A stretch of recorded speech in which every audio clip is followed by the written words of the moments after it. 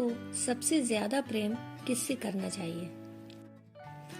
मुट्ठी बांधे जन्म लिया है, हाथ पसारे जाना है, इस धरा का इस धरा पर धरा का धरा रह जाना है। एक नगर में एक धनी व्यक्ति रहता था। हर तरह से संपन्न और सुखी जीवन था उसका। ईश्वर की कृपा से कोई कमी नहीं थी। उस व्यक्ति की 4 पत्नियां थीं। उन 4 पत्नियों में से वो सबसे ज्यादा प्रेम अपनी चौथी पत्नी से करता था। उस पत्नी को वो कीमती से कीमती उपहार देता, उसे हमेशा सजा संवार कर रखता। वह व्यक्ति उस पत्नी के साथ खूब समय व्यतीत करता, उस पर खूब धन खर्च करता। वह तीसरी पत्नी से भी प्रेम करता था। तीसरी पत्नी उसके गर्व का विषय थी। जब तीसरी पत्नी उसके साथ होती तो वह बहुत ही सम्मानित महसूस करता था, परंतु उसे सदैव ये भय बना रहता कि ये तीसरी पत्नी उसे छोड़कर न चली जाए। वह अपनी दूसरी पत्नी से भी प्रेम करता था। उसकी दूसरी पत्नी बहुत समझदार थी। उसके जीवन में यदि कोई समस्या आती तो वह अपनी दूसरी पत्नी के पास ही जाता, क्योंकि उसको यही लगता था कि वह उत्तम कोटि की सलाहकार है। वो व्यक्ति 4 पत्नियों में से यदि किसी से प्रेम नहीं करता था तो वह थी उसकी पहली पत्नी। पर पहली पत्नी उसे बहुत प्रेम करती थी। वो बहुत ईमानदार थी। वह उसका बहुत ख्याल रखती, हर अच्छे काम के लिए उसे प्रोत्साहित करती और हर बुरे काम के लिए उसे रोकती थी। पर उस व्यक्ति की दृष्टि में उसका कोई मूल्य नहीं था। उस व्यक्ति ने अपनी पहली पत्नी को ना तो कभी समझा और ना ही उस पर कभी ध्यान दिया। एक बार वह व्यक्ति बहुत बीमार पड़ गया। बहुत इलाज कराया पर कोई फायदा न हुआ। अब व्यक्ति का अंतिम समय आ चुका था।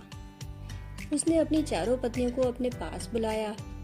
उसने अपनी चौथी पत्नी से, जिसे वह सबसे ज्यादा प्रेम करता था, कहा, मेरे अंतिम क्षण है ये। मैं सदा के लिए अब इस दुनिया से विदा हो जाऊंगा। क्या तुम भी मेरे साथ चलोगी? क्योंकि तुम सदा से ही मेरी प्रिय रही हो और मैं जानता हूँ कि मेरे साथ जाने से तुम भी बहुत खुश हो जाओगी।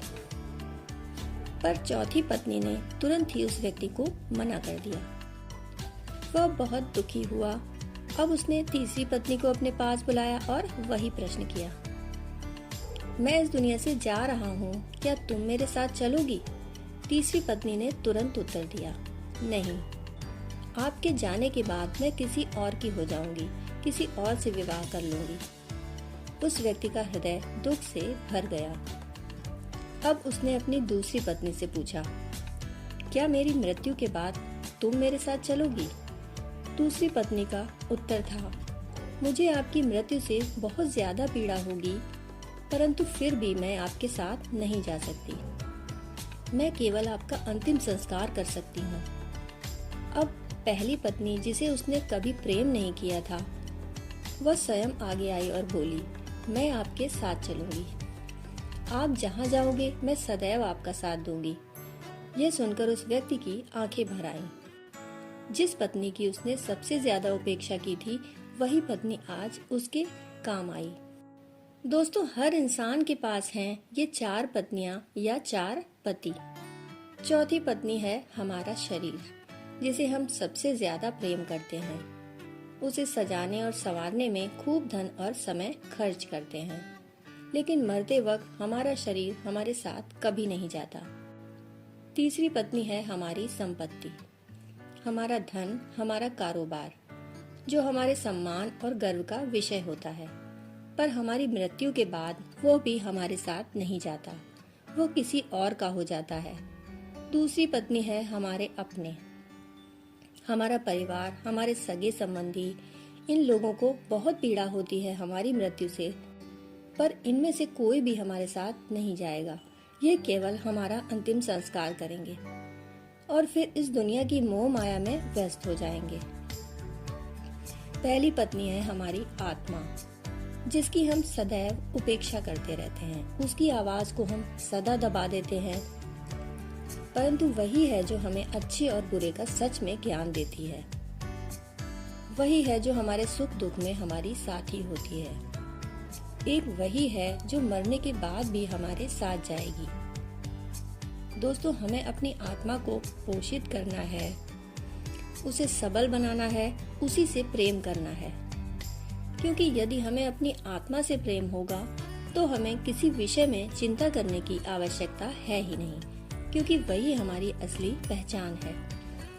किसी ने कितनी प्यारी बात कही है, किन सांसों का मैं एतबार करूं जो अंत में मेरा साथ छोड़ देंगी, किस धन का मैं अहंकार करूं जो अंत में मेरे प्राणों को बचा नहीं पाएगा, किस तन का मैं अहंकार करूं जो अंत में मेरी आत्मा के बोझ को उठा नहीं पाएगा।